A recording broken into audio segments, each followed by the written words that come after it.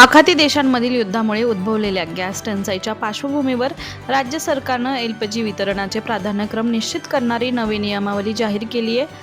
सहसचिव अशोक आत्राम यांनी काढलेल्या परिपत्रकानुसार रुग्णालये, शैक्षणिक संस्था, आश्रमशाळा, अंगणवाडी आणि मध्यान्ह भोजन योजनेला 100% गॅस पुरवठा करण्याचे आदेश सर्व जिल्हाधिकाऱ्यांना देण्यात आलेत. स्मशानभूमी आणि अनाथाश्रमांना देखील याच श्रेणीमध्ये सवलत देण्यात आली आहे.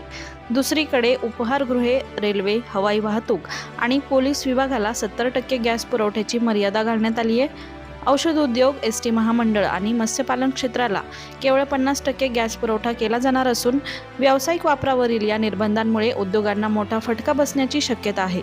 या आपत्कालीन परिस्थितीत अत्यावश्यक सेवा विस्कळीत होऊ नयेत यासाठी सरकारनं हे कठोर पाऊल उचललं असून दररोजचा अहवाल शासनाला सादर करणं बंधनकारक केलं. आखाती देशांमधील युद्धामुळे राज्यात गॅस आणि इंधन पुरवठा निर्माण झाल्याच्या चर्चा केवळ अफवा असून नागरिकांनी घाबरून जाऊ नये असे आवाहन राज्याचे अन्न व नागरी पुरवठा मंत्री छगन भुजबळ यांनी केलंय. राज्यात घरगुती एलपीजीची दैनंदिन मागणी 9,000 मेट्रिक टन असताना सध्या उत्पादन वाढवून ते 11,000 मेट्रिक टनांपर्यंत नेण्यात आले. त्यामुळे मार्च महिन्यात मागील 6 महिन्यांच्या तुलनेत अधिक सिलेंडर उपलब्ध असल्याचं त्यांनी स्पष्ट केलंय. इंधन पुरवठ्यावर देखरेख ठेवण्यासाठी जिल्हास्तरावर जिल्हाधिकारी आणि पोलीस अधीक्षकांच्या नेतृत्वाखाली विशेष समित्या स्थापन करण्यात आल्यात. शाळा, रुग्णालय आणि अत्यावश्यक सेवांना प्राधान्यानं गॅस पुरवठा केला जात असून सर्व रिफायनरी पूर्ण क्षमतेने कार्यरत आहेत. पेट्रोल आणि डिझेलचाही साठा पुरेसा असून तक्रारींसाठी जिल्हास्तरावर नियंत्रण कक्ष सुरू करण्याचे निर्देश देण्यात आलेले आहेत. पेट्रोल आणि डिझेलचाही साठा पुरेसा असून तक्रारींसाठी जिल्हास्तरावर नियंत्रण कक्ष सुरू करण्याचे निर्देश देण्यात आलेत. पुरवठा साखळी सुरळीत ठेवण्यासाठी सरकार कटिबद्ध असून जनतेने कोणत्याही संभ्रमाला बळी पडू नये असं भुजबळ यांनी नमूद केलंय. आखाती देशांमधील युद्धामुळे निर्माण झालेल्या गॅस टंचाईवरून शिवसेना उद्धव बाळासाहेब ठाकरे पक्षाने सामना अग्रलेखातून केंद्र सरकारवर जोरदार निशाणा साधलाय. देशात गॅसचा पुरेसा साठा असल्याचे सरकारी दावे भंपक असून गॅस एजन्सीबाहेर लागलेल्या रांगा आणि बंद पडणाऱ्या खानावळी हीच खरी वस्तुस्थिती असल्याचं यात म्हटलंय. गॅस उत्पादन 28% वाढल्याच्या वल्गना केल्या जात असताना सरकारने गॅस बुकिंगचा कालावधी वाढवून शहरात 25 तर ग्रामीण भागात 45 दिवस का केला असा सवाल ठाकरे यांनी उपस्थित केलाय. या टंचाईमुळे मुंबईतील 30% हॉटेल्सना टाळे लागले असून गणपतीपुळे मंदिरातील प्रसाद आणि पैठणच्या नाथषष्ठी यात्रेतील दिंड्यांनाही याचा फटका बसलाय. विद्यार्थ्यांच्या खानावळींमधून पोळ्या गायब झाल्या असून वरण भातावर दिवस काढण्याची वेळ आली आहे. एकीकडे सर्व काही आलबेल असल्याचं सांगायचं आणि दुसरीकडे उद्योगांचा पुरवठा बंद करून नियम कडक करायचे. या विरोधाभासामुळे सरकार जनतेची फसवणूक करत असल्याची टीका शिवसेनेनं केली आहे. राष्ट्रवादी काँग्रेसचे नेते अजित पवार यांच्या विमान अपघाती निधनाबाबत आमदार अमोल मेटकरी यांनी पुन्हा एकदा खळबळजनक संशय व्यक्त केलाय. डीजीसीएचा अंतिम अहवाल पुढच्या वर्षी द्या, पण किमान अजितदादा विमान बसतानाचे सीसीटीव्ही फुटेज तरी महाराष्ट्रासमोर आणा अशी मागणी त्यांनी केली आहे. या प्रकरणी सर्व तपास यंत्रणा अपयशी ठरल्याचा गंभीर आरोपही त्यांनी सोशल मीडियावर पोस्टद्वारे केलाय.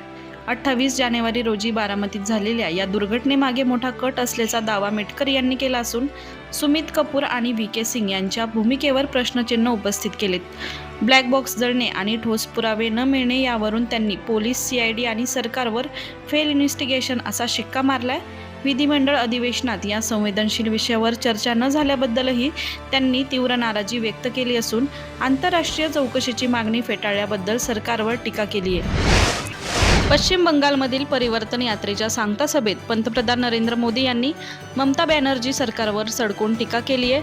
भ्रष्टाचार आणि तुष्टीकरणाच्या राजकारणामुळे बंगालची प्रगती खुंटली असून आता या निर्मम सरकारचा अंत निश्चित असल्याचं त्यांनी सांगितलं. ऐतिहासिक ब्रिगेड परेड ग्राउंडवर जमलेल्या अलोट गर्दीला संबोधित करताना मोदींनी 18,680 कोटी रुपयांच्या विकास कामांचं लोकार्पण व पायाभरणी केली.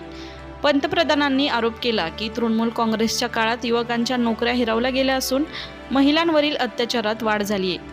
बंगालमध्ये आता परिवर्तनाची लाट असून महाजंगलराज संपवण्यासाठी जनता सज्ज झाली आहे. भाजपची सत्ता आल्यास 45 दिवसात 7वा वेतन आयोग लागू करण्याचे आश्वासन देत त्यांनी विकासाच्या नव्या पर्वाचा नारा दिला.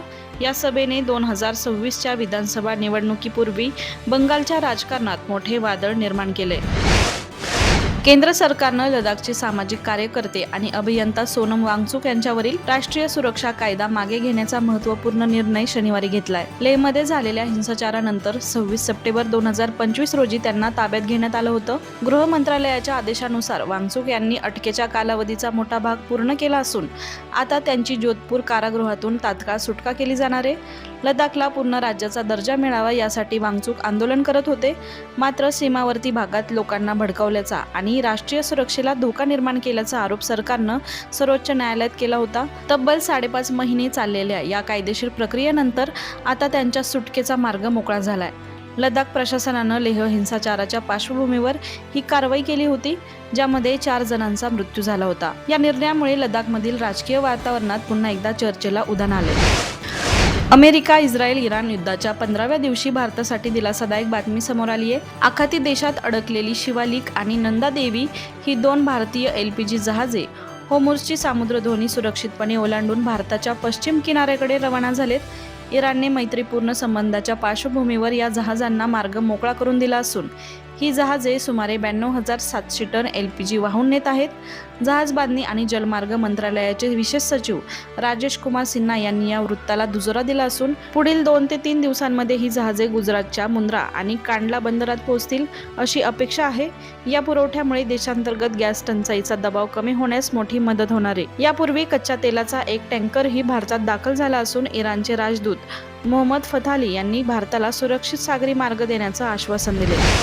पश्चिम आशियातील युद्धाच्या धगधगत्या वातावरणात आता पूर्व आशियातील किम जोंग उनच्या कारवायांमुळे तणाव वाढलाय. अमेरिकेने इराणविरोधी युद्धाच्या मदतीसाठी दक्षिण कोरियातील आपली थाड क्षेपणास्त्र संरक्षण यंत्रणा हटवताच उत्तर कोरियाने शनिवारी दुपारी 10 बॅलिस्टिक क्षेपणास्त्रे डागून आपली शक्ती दाखवली. प्योंगयांगच्या सुनान भागातून डागलेली ही क्षेपणास्त्रे जपानच्या विशेष आर्थिक क्षेत्राबाहेर समुद्रात पडली आहेत. दक्षिण कोरिया आणि अमेरिका यांच्यात सुरू असलेल्या फ्रीडम शील्ड या वार्षिक युद्ध सरावाचा निषेध म्हणून उत्तर कोरियाने हे पाऊल उचललंय.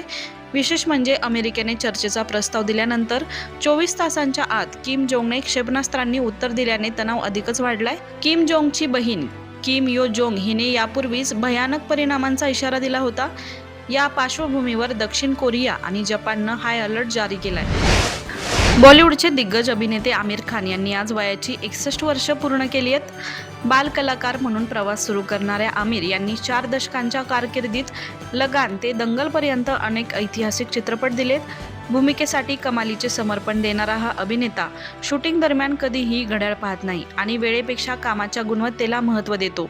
विशेष म्हणजे मोबाईलच्या युगातही त्यांनी प्रदीर्घ काळ पेजरचा वापर करत तंत्रज्ञानापेक्षा एकाग्रतेला प्राधान्य दिलं.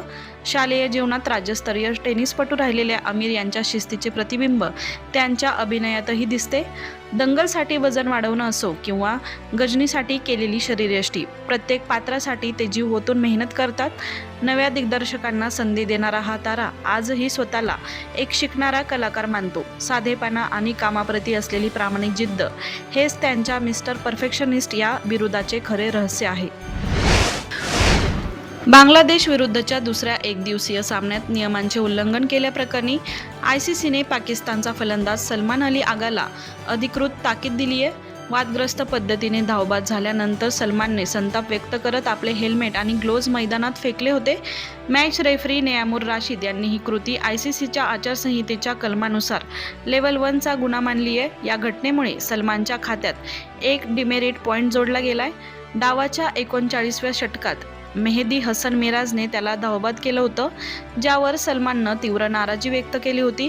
दरम्यान लिटन दाससोबत झालेल्या त्याच्या वादावर मात्र कोणतीही कारवाई करण्यात आलेली नाही. आंतरराष्ट्रीय क्रिकेटमध्ये साहित्याचा चुकीचा वापर केल्याने ही शिक्षा सुनावण्यात आली असून भविष्यात अशा वर्तणुकीमुळे त्याच्यावर बंदीची टांगती तलवार असू शकते.